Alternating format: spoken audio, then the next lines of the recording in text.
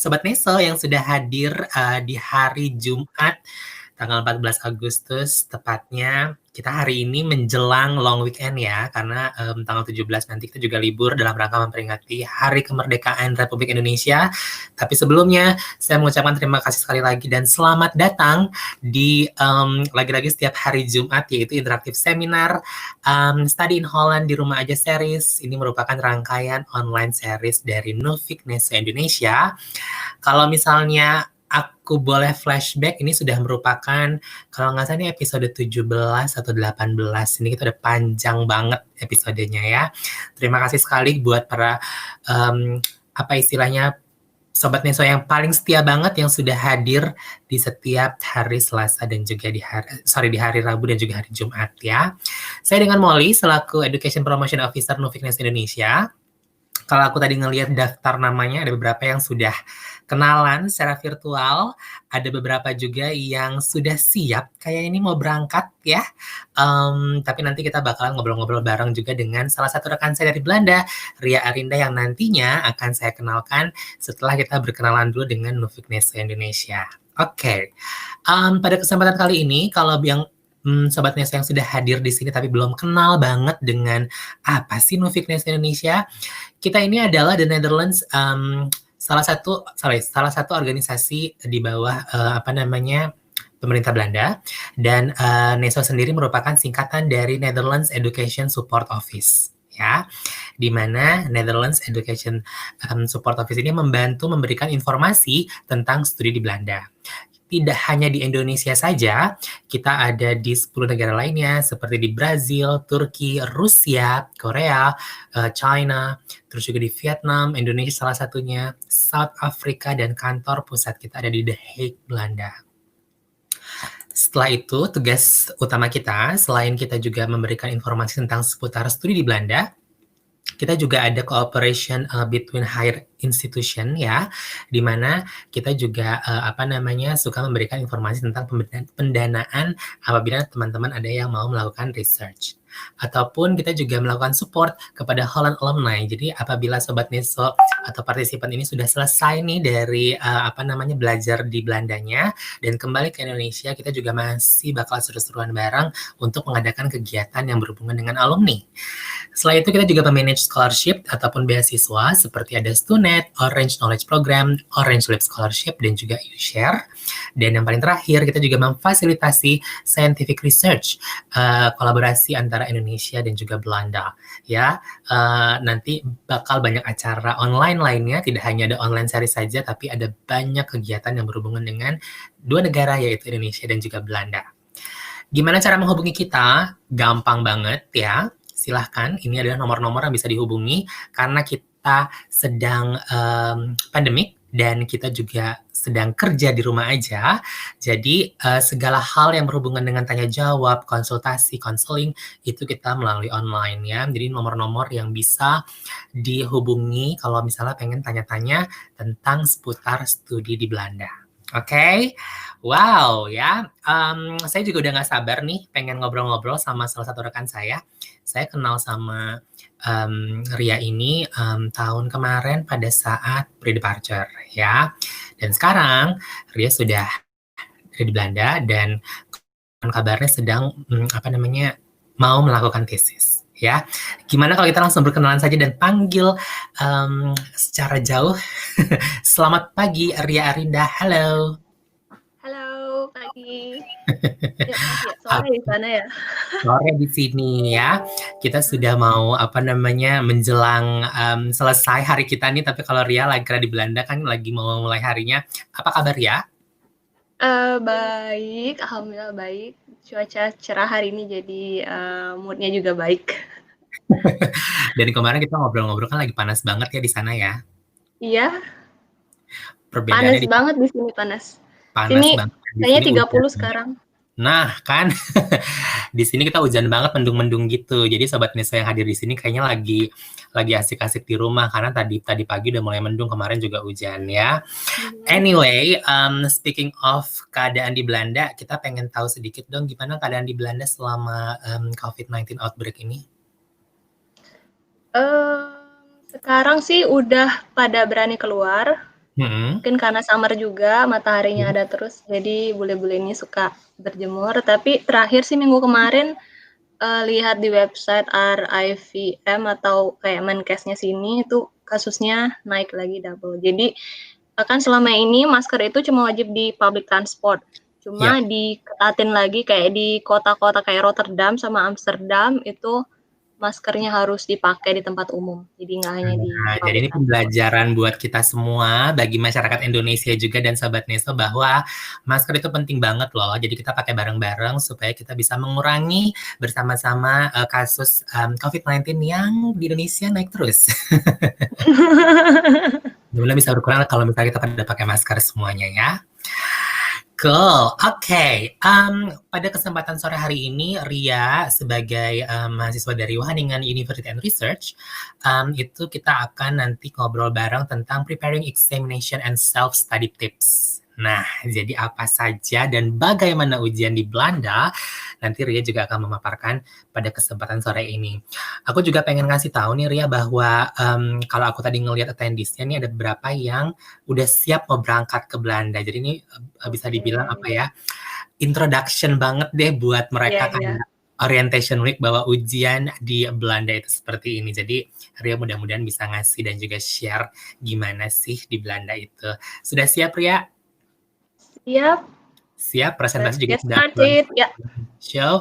Aku pamit sebentar, jadi aku off dulu audio sama videonya. Nanti akan aku tampilkan lagi pada saat sesi tanya jawab. Dan bagi teman-teman yang hadir di sini, untuk pertanyaan nanti yang diajukan ke Ria, kalau bisa tolong yang berhubungan dengan tema pada kesempatan sore hari ini, yaitu preparing examination and self-study tips ya.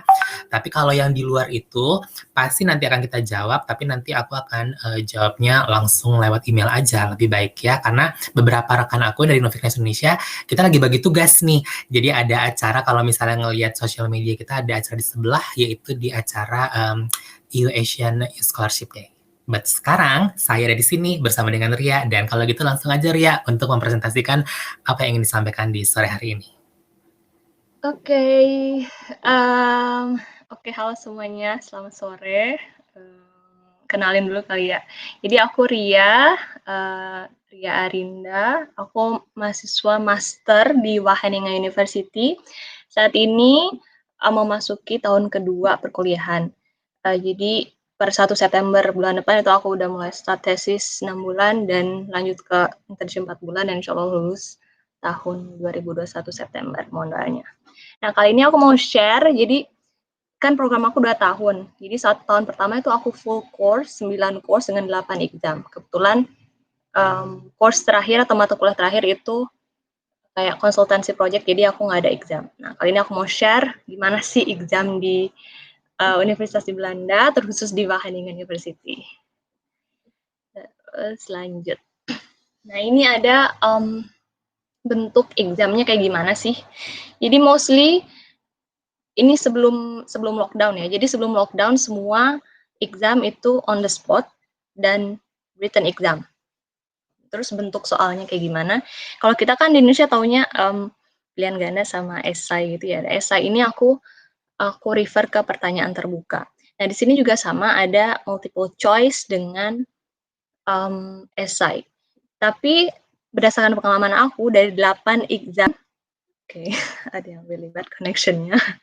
Jadi dari 8 exam itu hanya 2 mata kuliah, 2 exam yang ada multiple choice, dan dan multiple choice itu nggak dominate untuk overall exam score. Jadi kontribusinya itu nggak sampai kayak 50% tuh nggak sampai. Tapi ya kalau benar semua sih lumayan ya. Jadi bisa jadi sumbangan nilai juga. Itu yang poin kedua. Terus poin ketiga, jadi di sini ujiannya itu adalah kebanyakan pertanyaan terbuka atau esai. Esainya ini juga nggak kayak tinggal sebutkan definisi atau tinggal masukin rumus segala macam, jadi nggak. Jadi suasananya itu kayak benar-benar menuntut kita untuk berpikir kritis, terus mengaplikasikan apa yang diajarkan di slide selama kuliah ke case tertentu. Jadi walaupun istilahnya nih, walaupun open book, itu kita nggak bisa teplak-teplak copy paste apa yang ada di slide. Jadi benar-benar setiap orang bisa punya insight yang berbeda atau point of view yang berbeda untuk menjawab soal. Nah, open question-nya ini itu ada beberapa macam. Yang pertama, misal dia nggak ada minimum number of words required. Jadi sepanjang atau sependek apapun jawaban kamu, itu akan diterima asalkan tepat. Kemudian ada lagi open question yang kayak esai. Jadi aku ada kayak mata kuliah di periode kedua itu ada yang kayak kita harus nulis esai minimum 1000 words dan waktu itu ada 2 soal. Dan ya kita harus minimum 1000 words itu untuk menjawab itu. Jadi kayak ada case, kemudian kita harus berpikir gimana untuk menyelesaikan case itu berdasarkan mata kuliah itu yang udah dipelajarin, terus dituliskan esainya sebanyak 1000 kata. Lalu ada juga nih waktu mata kuliah basic, jadi periode-periode awal itu aku ada mata kuliah namanya Research Method for Environmental Science. Nah, di situ aku ada examnya itu kayak menganalisis paper.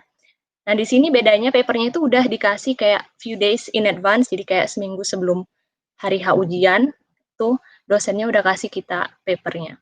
Dan walaupun emang pas di hari H itu ada papernya itu masih dikasih hard copy gitu ya, tapi kan kita nggak mungkin baca detail lagi saat ujian, karena jangan dibayangin papernya itu kayak 2 atau 3 halaman, karena bisa sampai 10 atau 15 halaman. Jadi benar-benar pas study week itu kita harus baca dan paham paper tersebut. Nah, yang terakhir itu ada kayak oral exam. Oral exam ini kayak kamu kayak di interview langsung, terus ditanyain soal-soal ujian gitu sama dosennya. Ini kebetulan aku harusnya ada oral exam kayak di bulan Maret, tapi entah kenapa karena pas periode aku daftar itu mahasiswanya kayak banyak, terus dosennya kayak overwhelmed, udah kebanyakan mahasiswa untuk di interview satu-satu, jadi oral examnya diganti dengan written exam.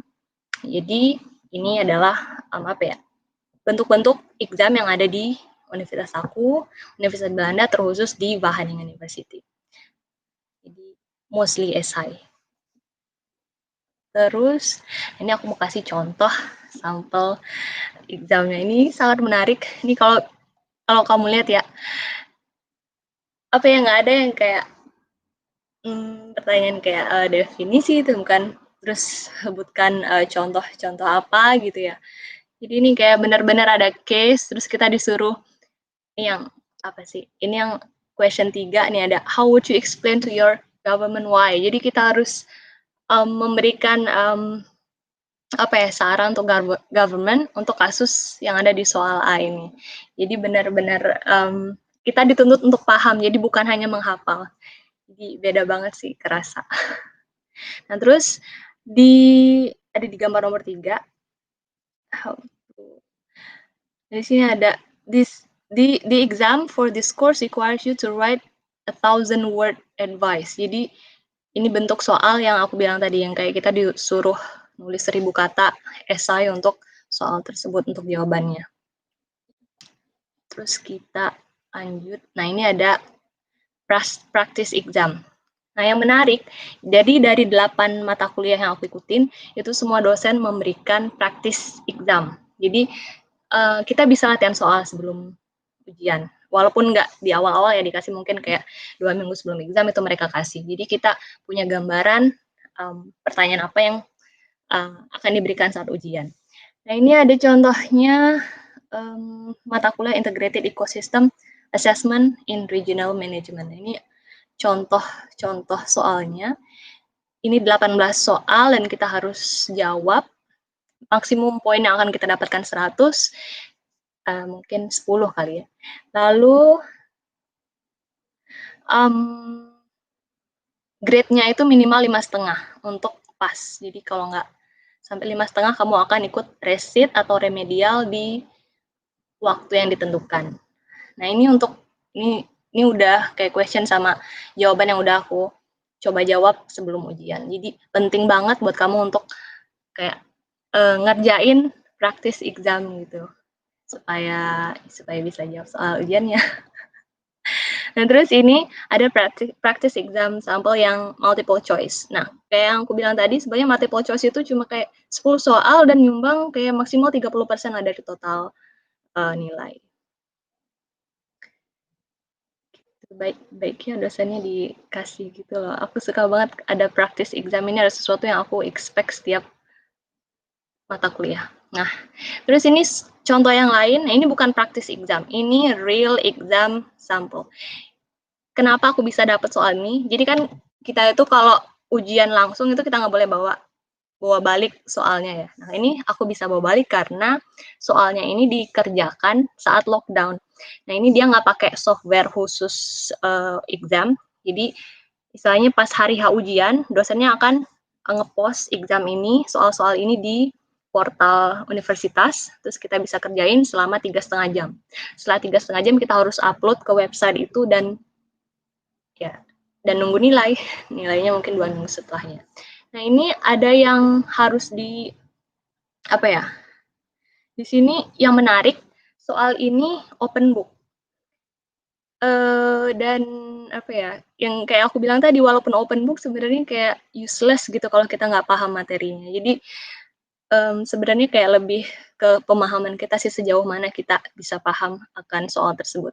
Dan yang ini, walaupun dia kayak take home test tapi dijatahin waktunya, ini ada syarat kita boleh open book, boleh open notes, boleh buka apa aja, buka website, buka Google, terserah, tapi kita nggak boleh kerjasama.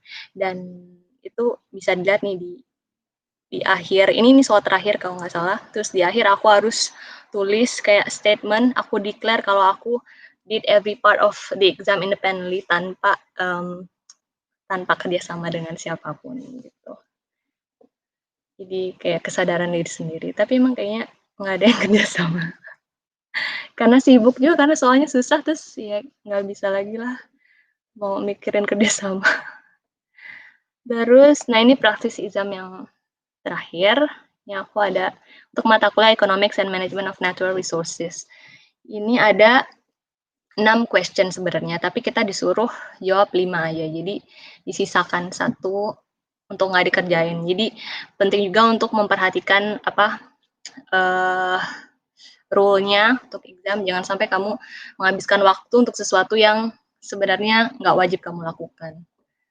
Nah, ini practice exam, dan ini menariknya dia juga kasih kayak hint untuk jawab soalnya kayak gimana sih. Jadi kita sangat membantu kita buat belajar di rumah. Terus porsi exam atau porsi ujian di nilai akhir tuh kayak seberapa sih? Nah, ini penting banget buat kita ketahuin karena bisa jadi proporsi nilai di suatu mata kuliah itu bisa jadi menentukan kita untuk mau ikut mata kuliah itu atau enggak. Nah, jadi setiap mata kuliah itu punya kriteria yang berbeda. Dan penting banget kamu untuk membaca manual mata kuliahnya yang disediakan untuk mata kuliah tersebut. Nah, kalau di universitas aku, mungkin di Universitas Belanda juga berlaku sama ya. Jadi course information itu bisa dilihat di website universitasnya untuk masing-masing mata kuliah. Jadi ada di website mata kuliah, terus kamu cari aja kata kunci dari mata kuliah tersebut. Terus kalau enggak, dia biasanya juga dikasih sama dosennya kayak seminggu atau 2 minggu sebelum mulai kuliah pertama.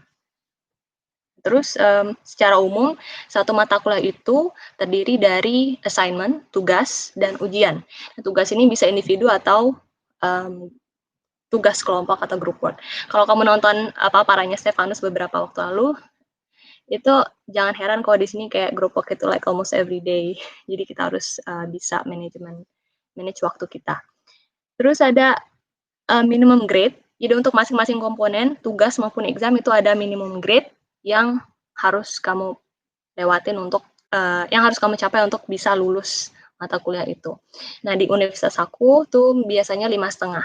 Jadi kalau kamu di bawah 5,5, kamu harus resit atau remedial. Nah, ini contohnya ya, ini aku nggak kasih nama karena panjang banget nama course-nya. Jadi ada satu course, misalnya 75% itu nilainya dinilai dari ujian akhir. Dan 25% itu diambil dari report atau dari tugas kelompok. Terus ada juga, misalnya ada mata kuliah lain itu 50% dia dari ujian, 50% dari tugas kelompok. Ada juga yang kayak 30% dari individual essay, kemudian 30% dari kayak ada simulasi. Jadi simulasi itu kayak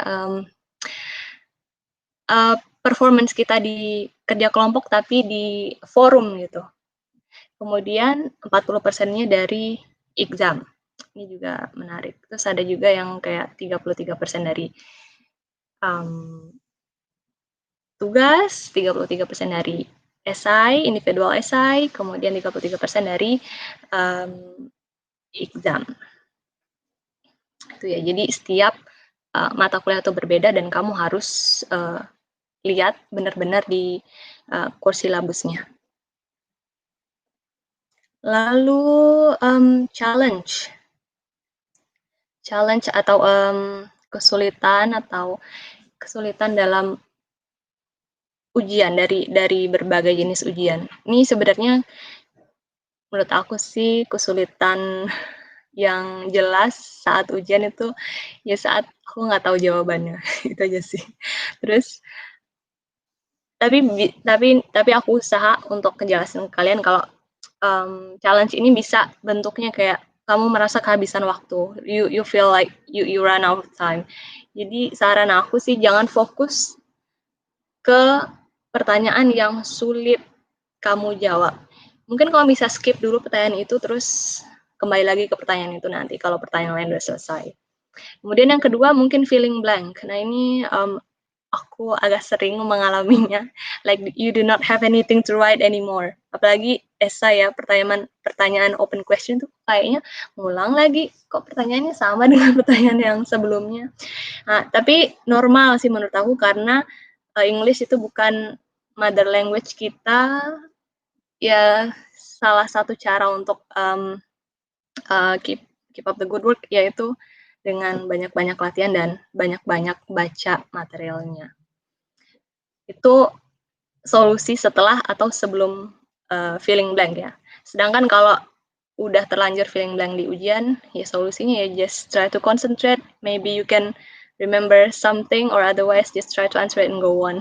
Move on aja lah daripada menghabiskan waktu. Terus challenge untuk oral exam, aku belum pernah oral exam, tapi mungkin challenge-nya mungkin a bit nervous kali ya. Solusi dari aku mungkin harus banyak-banyak latihan, persiapkan diri kamu sebaik mungkin, banyak-banyak latihan di depan kaca atau di depan teman-teman, kemudian kamu bisa dapat komen dari teman-teman kamu. Kemudian, nah ini yang terakhir.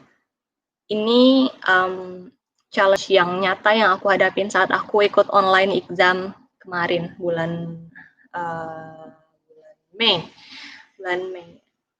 Itu ada technical error dan itu adalah online exam pertama aku dan aku merasa kayak too much pressure karena kita diawasin dengan webcam ini. Aku merasa aku diawasin di webcam karena memang webcamnya aktif ya, kita harus aktif. Terus waktunya itu 3,5 jam kayak TikTok di kepala aku. Terus pas awal ada technical error, aku nggak bisa masuk ke programnya walaupun aku udah coba sebelumnya, kayak seminggu sebelumnya aku coba lagi dan bisa, tapi pas hari H ada error dan aku coba beberapa kali masih nggak bisa. Untungnya aku udah ready kontak person yang bisa aku hubungin, jadi aku telepon mereka dan alhamdulillah bisa ikut ujiannya dan alhamdulillah lulus juga. Terus nah ini manage your time. Jadi tadi kan aku udah jelaskan ya kalau di sini itu satu course itu bukan hanya mata kuliah, bukan hanya ujian komponennya. Jadi ada assignment itu bisa double, bisa tugas kelompok, ada tugas individual juga. Jadi banyak sekali yang harus diselesaikan. Dan jangan bayangkan kalau group work itu, tugas kelompok itu akan selesai di 2 minggu pertama kuliah. Karena group work itu akan outputnya itu biasanya report dan biasanya akan dikumpulkan kayak 5 hari sebelum exam atau bahkan setelah exam itu juga mungkin. Jadi harus benar-benar memanfaatkan waktu sebaik mungkin. Terus caranya gimana sih? Jadi kata kunci dari aku untuk prepare exam while having to do assignments and academic activities, ya hanya kuncinya sih cuma time management. Nah mungkin kamu awal-awal bingung gimana caranya bikin schedule gitu. Nah ini penting, balik lagi kita harus baca Red Course Information. Course Information atau manual dari mata kuliah. Karena di manual mata kuliah itu ada detailed information dari komponen tugas, ujian, dan lain-lain. Kemudian ada juga kayak paper, judul-judul paper yang harus kamu baca per week. Jadi itu jelas banget dan itu nggak tentatif karena udah didesain sedemikian rupa sama dosennya untuk emang kamu persiapan buat datang ke kelas mereka. Kemudian juga bahkan ada kayak di kertas course information itu juga ada kayak information tentang jumlah jam yang idealnya harus kamu habiskan untuk membaca atau belajar di rumah. Bahkan ada yang kayak gitu. Kemudian ada juga informasi tentang deadline tugas kamu kapan dikumpulkan atau exam kapan dilaksanakan. Nah, jadi based on those course information tuh kamu bisa bikin schedule. Jadi untuk study time, untuk group work meeting yang setiap hari, group work meeting itu setiap hari aku tekankan. Jadi nggak kayak dulu S1 mungkin kayak ya 1 minggu selesai, minggu depan dikumpul udah selesai, enggak. Jadi ini group work itu sepanjang waktu sampai minggu terakhir mata kuliah itu selesai. Terus dengan schedule itu kamu bisa juga mengatur social life kamu. Kayak kapan kamu harus jalan-jalan menghabiskan waktu gitu ya. Jadi nggak hanya untuk belajar, tapi juga untuk untuk quality time with yourself. Gitu. Nah di sini jujur aku baru pertama mungkin dulu pernah bikin tapi udah lama banget. Tapi pas kuliah di sini aku mulai punya buku agenda aku sendiri karena teman-teman Belanda aku di sini juga pada bikin kayak gitu. Jadi aku pikir itu hal yang baik untuk ditiru, jadi aku bikin juga deh. Dan mungkin kamu bisa juga kayak beli papan khusus. Ini kayak yang di sebelah kanan ada kayak timetable board, terus kamu tuliskan paper yang harus kamu baca, yang harus selesai kamu baca per hari Senin minggu ini atau yang lain-lain. Nah yang terakhir ini berat banget termasuk buat aku, kayak stop procrastination karena last minute crammers itu bikin lupa dan penyesalan selalu datang terakhir. Jadi just try to do what you can do now. Stop procrastinating although it is hard sometimes. Just keep trying your best. Terus, nah ini aku mau kasih contoh bentuk course guide atau course information. Ini untuk mata kuliah. Aku periode 5 Maret kemarin. Ada Advanced Environmental Economics and Policy. Nah, di sini, ini aku hanya tampilkan sepotong yang penting. Ini ada informasi tentang komponen course-nya. Jadi 33% dari course ini nilainya itu akan diambil dari tugas kelompok. Kemudian 33%-nya diambil dari individual paper atau esai. Kemudian 33%-nya diambil dari exam. Jadi ternyata exam yang aku kerjain itu cuma 33%. Bukan cuma sih, gede ya. Tapi maksudnya rata ini. Ini pembagian yang aku nggak terlalu suka karena examnya cuma 33% gitu. Nah, Itu dia penting. Jadi dengan mengetahui proporsi ini, kadang kita itu bisa milih mata kuliah yang lain. Jadi kan satu periode gitu ya. Dalam satu waktu itu banyak banget mata kuliah yang ada dan kamu bisa pilih, oh aku suka semua nih. Karena aku suka semua, mungkin aku bisa mempertimbangkan mana yang aku pilih dari proporsi examnya. Misalnya kamu bukan pinter, kamu suka nulis esai dan kamu merasa you're good at it. Jadi kamu milih mata kuliah yang mungkin individual papernya kayak menyumbang 40%, terus examnya 60%. Jadi jadi penting banget untuk membaca course guide. Kemudian course guide ini dia berisi informasi tentang apa aja yang akan dipelajari pada selama mata kuliah itu berlangsung. Jadi contohnya ini ada untuk mata kuliah ini aku ada 3 tema. Nah, ini untuk tema 1 tentang decision making, risk and consumer behavior. Nah, di sini ada kayak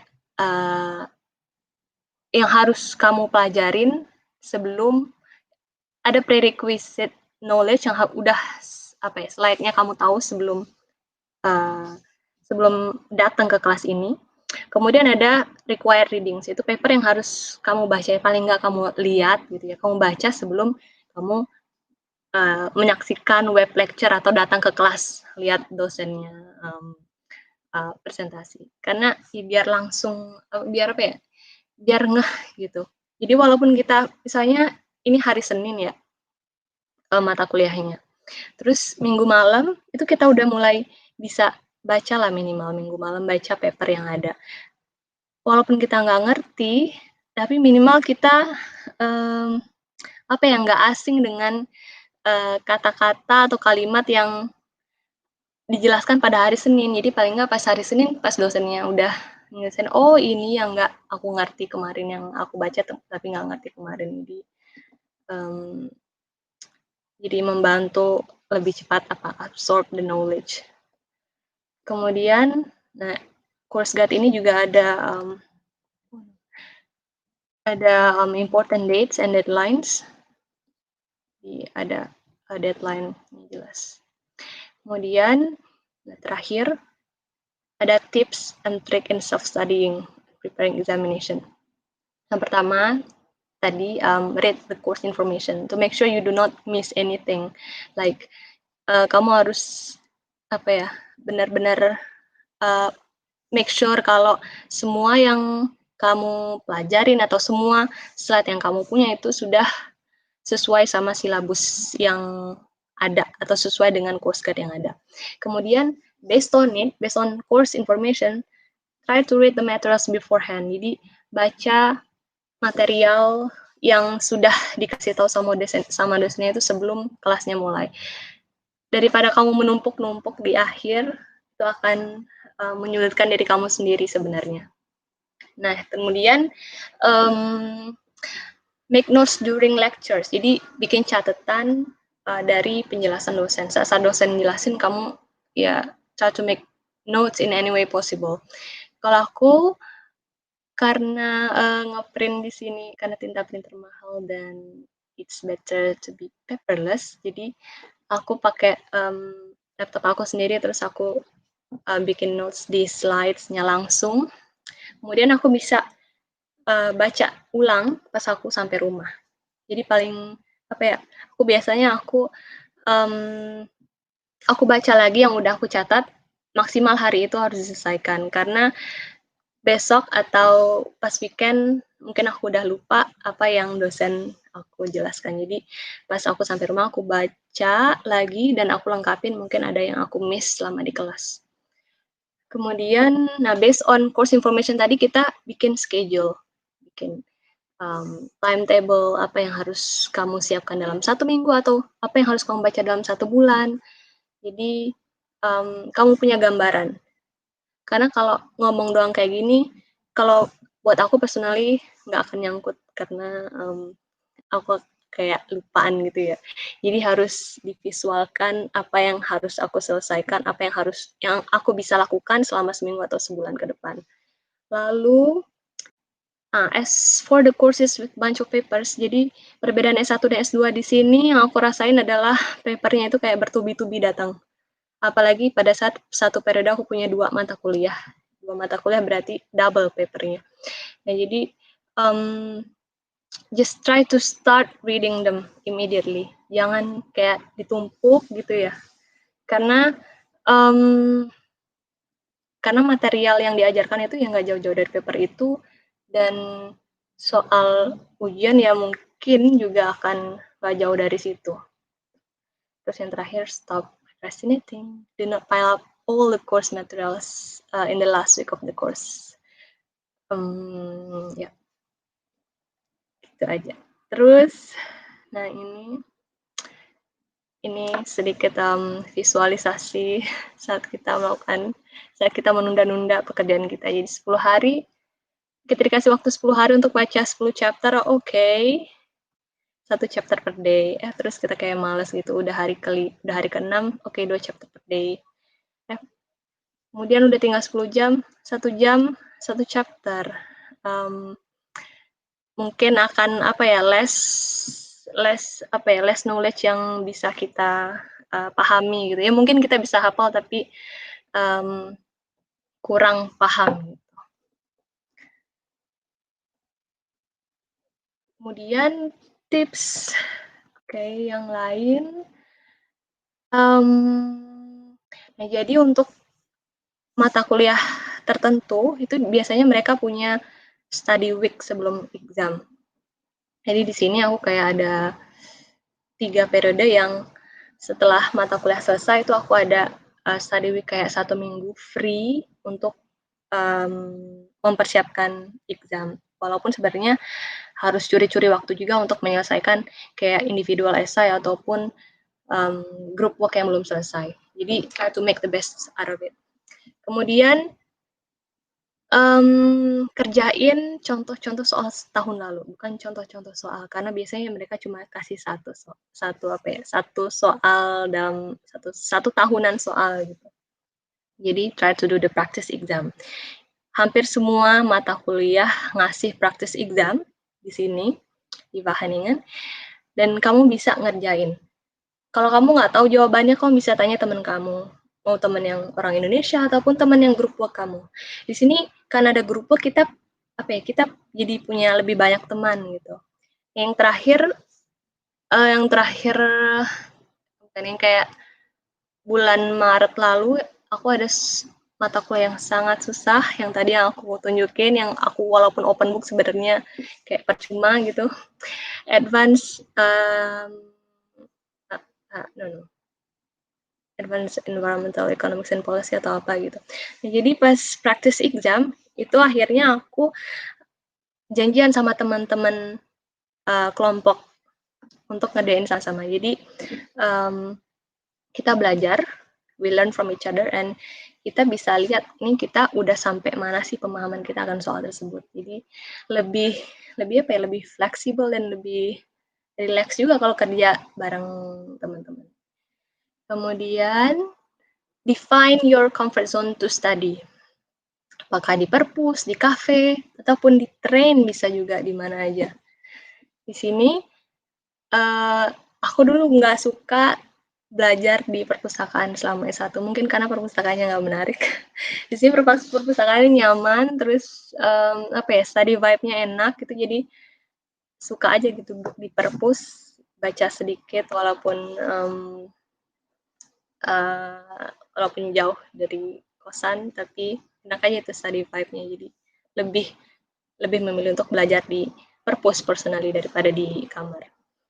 Nah, lalu tips yang 2 terakhir, matiin cellphone ataupun apapun yang mendistraksi, kayak sosial media gitu ya. Ini kayaknya everyone's distraction cell phones. Jadi killing your cell phones when studying might help. Just try to focus. Lalu, nah yang terakhir, ini personally sangat mempengaruhi aku, memotivasi aku untuk belajar lebih giat atau menyelesaikan sesuatu dengan lebih cepat, yaitu nentuin habis exam aku mau kemana ya. Jadi kayak, oh ya aku mau ke Itali, karena itu aku nggak boleh resit, aku harus belajar. Jadi apa ya, memotivasi kamu untuk belajar lebih giat. Jadi tentuin something yang memotivasi kamu untuk belajar lebih giat dan fokus. Gitu. Terus, nah yang terakhir, ini technical things to prepare before exam.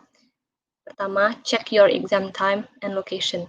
Di sini tuh gedung kampus banyak dan nggak semua gedung apa ya familiar gitu buat kita. Kadang kita cuma sehari-hari kita course di 2 gedung aja, terus location pas exam bukan 2 gedung itu yang jadi tempat ujian. Jadi just check your exam time and location. Kemudian jangan begadang kayak sehari sebelum exam.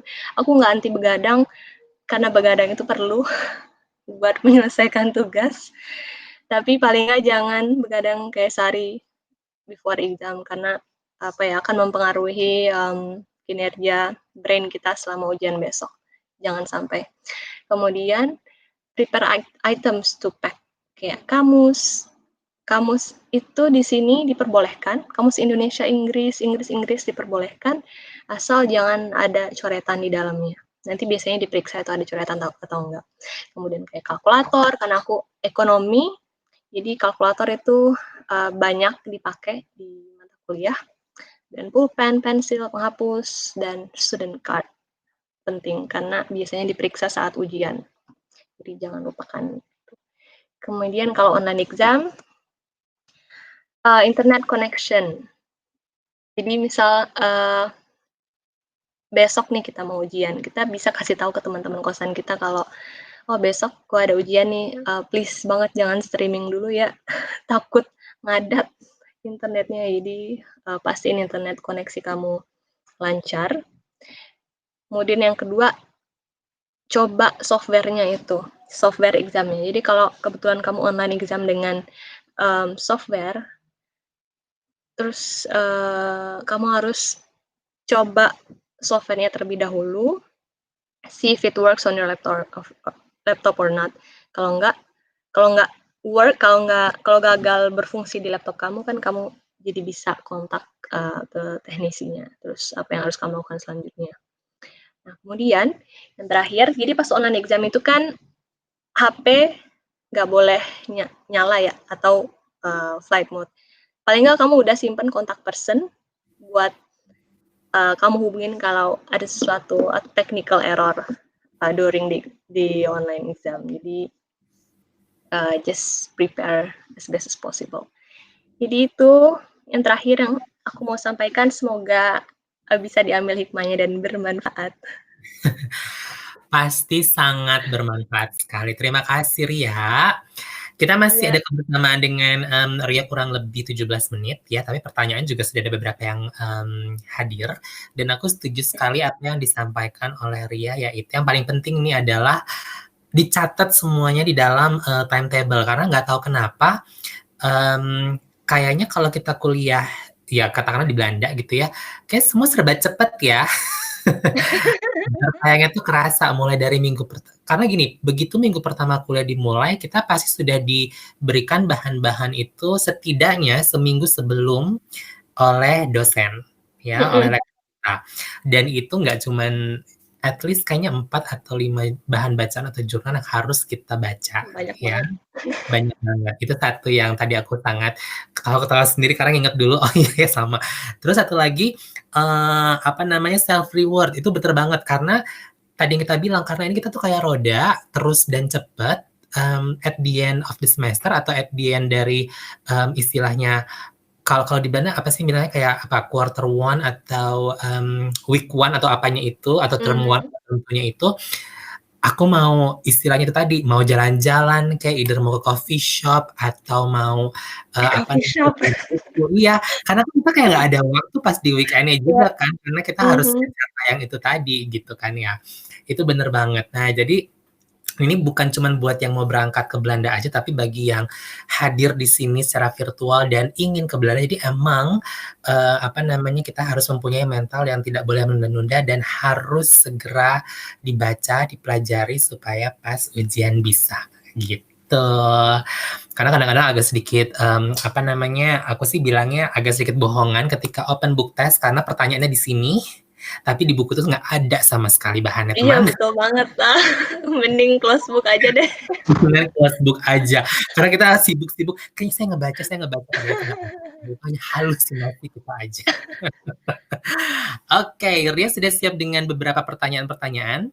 Iya, Ada please. beberapa pertanyaan, aku coba cek dulu pertanyaannya apa aja ya. Kita akan rubah dulu menjadi Q&A mode yang aku akan kasih lihat juga buat Ria, kita ada pertanyaannya apa aja. Nah, yang pertama tuh ini, sebentar ya.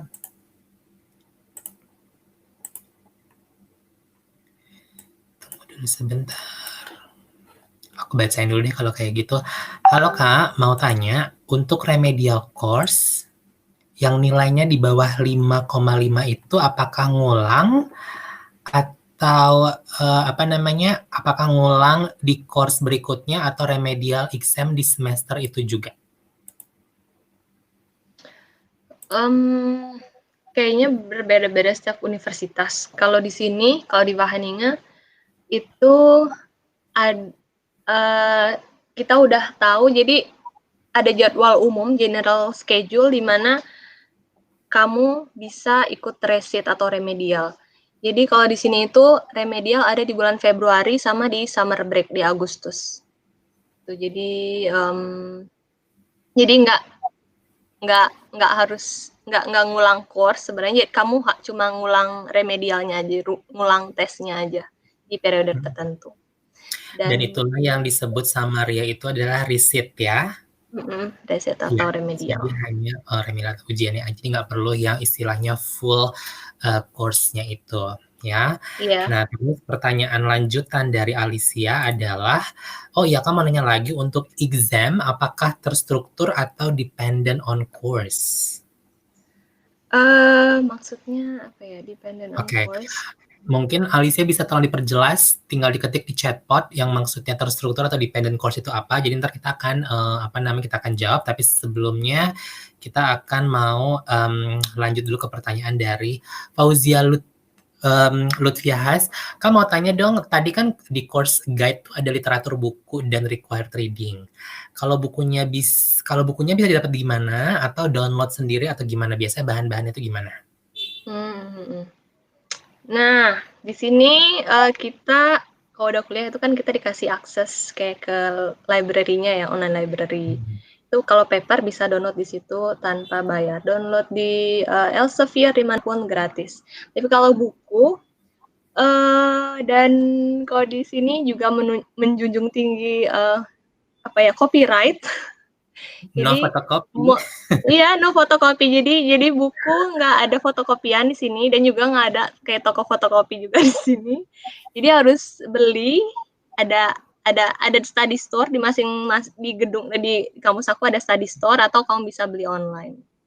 Ya. Tapi sebenarnya kalau udah kan satu buku itu ada seriesnya ya. Biasanya series yang lama itu sebenarnya udah bisa free download.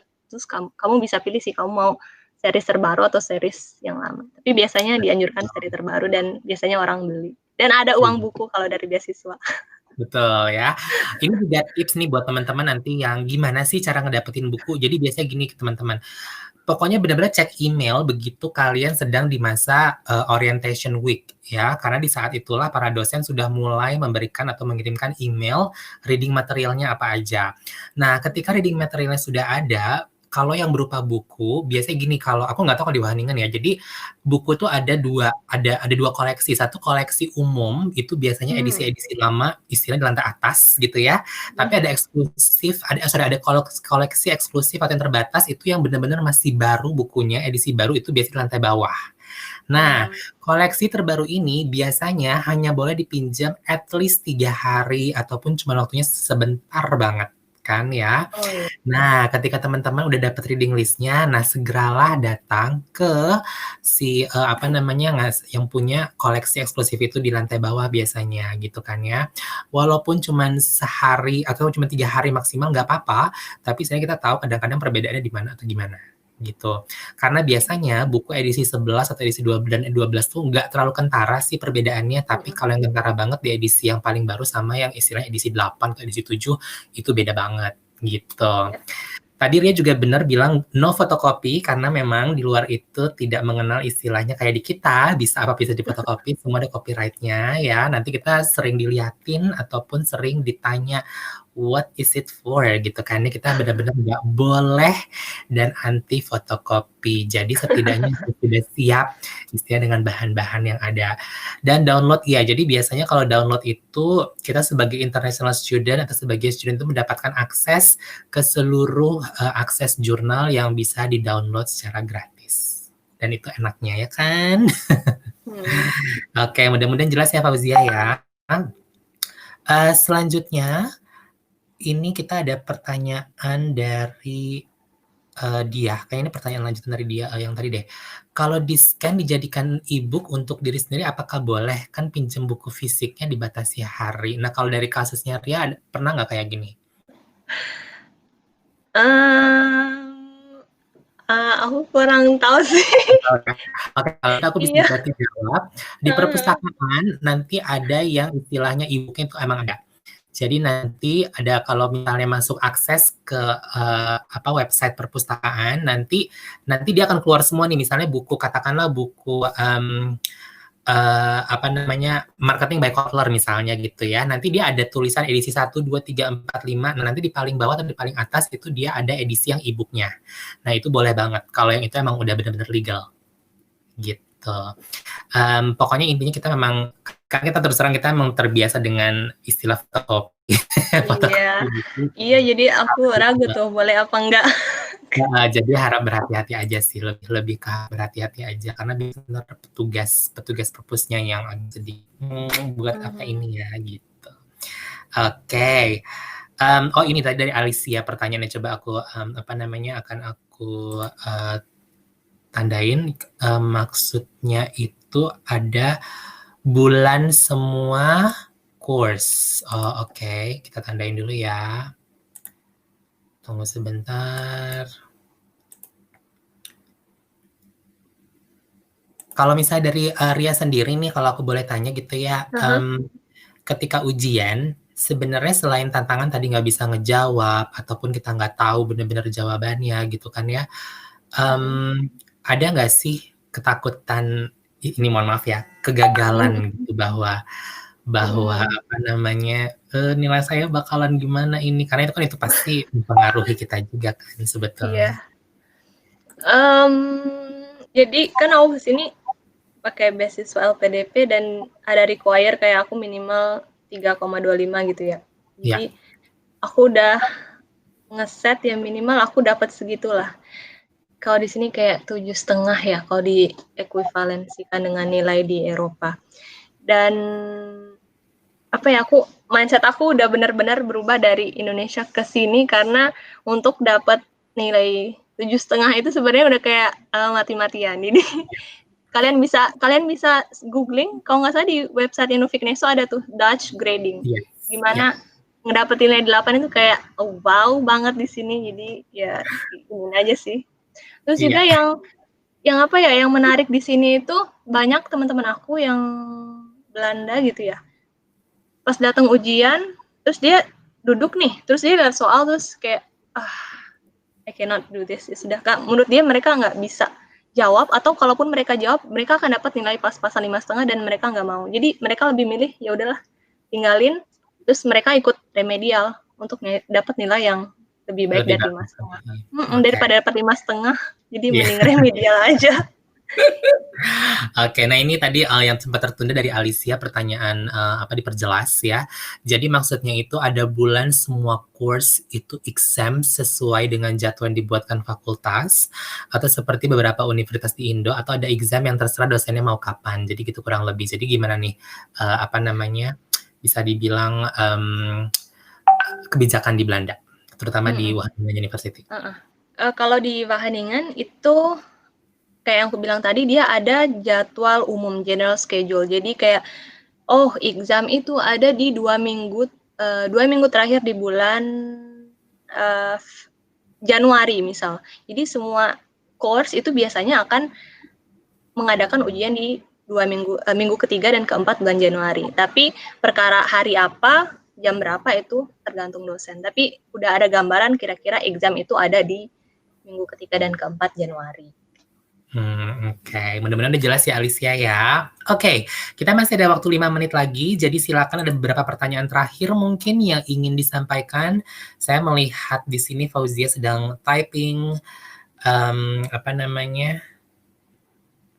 Oke, tunggu ya. Ini kayaknya tadi udah dijawab. Cuma kalau misalnya kita akan perjelas lagi, gimana nih menurut Ria? Kak, kalau dapat 5,5 atau 6 misalnya ya, udah lewat passing grade, apakah kita tetap bisa ikut resit atau re-exam? Kadang-kadang nggak puas nih, terus terang aja. Ini bagi Nah, teman-teman iya. yang pengen agak sedikit ambitious, gimana tuh Ria? Nah, ini dia nggak bisa ikut. Jadi kamu dapat 5,5 ya udah. It is what it is. Jadi nggak bisa Jadi tuh itu kita dia lagi. tadi. Jadi ada beberapa orang yang udah tahu kalau aku bakal pas tapi dapat nilai yang pas-pasan. Jadi mereka Mending lebih nggak bisa. mending udah pulang lah, belajar lebih giat lagi terus ikut remedial periode depan. Oke. Baiklah, ini akan ada pertanyaan terakhir dari Mega ya. Pertanyaannya adalah, hai Kak, untuk mengikuti resit apakah ada maksimalnya? Maksimalnya kayaknya nggak ada. Cuma kan untuk aku yang beasiswa kan ada waktu maksimal ya, aku harus selesai kuliah kapan. Cuma yang ikut resit kayaknya nggak ada maksimalnya berapa kali. Kalau kamu nggak lulus ya kamu bisa ikut resit lagi. Cuma kan akan menghabiskan waktu dan kamu mungkin nggak akan dapat kredit ECTS itu dalam waktu yang ditentukan. Jadi nggak ada maksimalnya sih. Cuma ada beberapa kasus yang kayak teman yang aku tahu dia kayak ikut resit 2 kali terus gagal, terus akhirnya dia ngerasa udah mungkin aku emang nggak bisa, dia drop course itu terus dia ambil course yang lain. Ya, itu juga pernah kejadian sama aku. Karena kadang-kadang kalau yang susah banget, sebenarnya gini guys, sebenarnya nggak masalah ya kita itu gagal terus terang, it's not a big deal. Ya, apalagi kalau memang itu sudah di luar ke batas kemampuan kita dan kita juga sudah berusaha banget gitu kan ya, nggak apa-apa. Nah, kita bisa drop, kita bisa ganti course yang lain gitu kan ya. Kalaupun mau coba lagi award, kadang-kadang kita suka mikir, ini bakalan takes time dan makan waktu. Jadi ngapain stuck di salah satu hal yang itu-itu aja ya. Mendingan kita drop course tersebut gitu ya. Oke, kalau gitu ini aku benar-benar lagi-lagi terakhir banget ya. Menarik nih pertanyaannya. Apakah soal remedial itu akan sama persis dengan tipe soal pada saat real exam-nya? Nah, ini sebenarnya aku belum pernah ikut remedial, tapi kemarin temen aku share kan kan aku udah cerita ya ada mata kuliah yang sangat susah banget. Sampai akhirnya temen aku karena itu take home test karena online sekarang kan, jadi dia take home test dikasih 3,5 jam, terus dia share ke aku untuk lihat nih soalnya gimana ngerjainnya.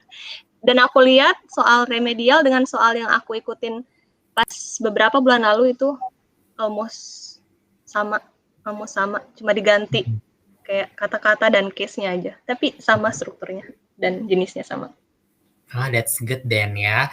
Tapi lagi-lagi kadang-kadang itu dia, misalnya pada saat ujian mungkin kita nervous banget atau kita ada pikiran apa, itu hal yang sering terjadi.